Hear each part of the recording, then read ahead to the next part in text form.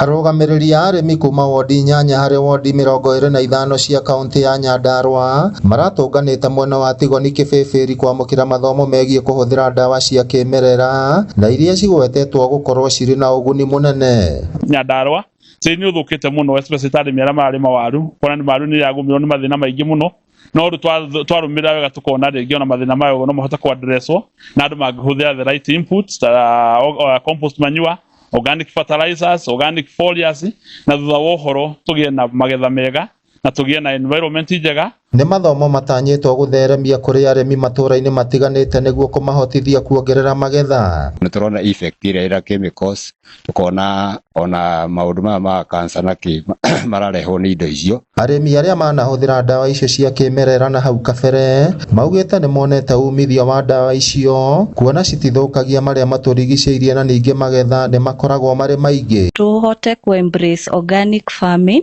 tondũ it's the best way to go. Nĩ tũrarĩ na scandal kidogo ya potatoes atĩ nĩ tũrahũthĩra chemicals nyingĩ, no tũkĩhũthĩra organic products tũgũkorwo na safe food na tũgũkorwo a better nation. So I'm so happy atĩ ũndũ ũyũ twa embrace nĩ tũgũthomithia arĩmi na nĩ improve maciaro na njĩra nene mũno. Ribotera Inooro TV kuma kaunti ya Nyandarua, rĩtwa rĩakwa nĩ Simon Ngure.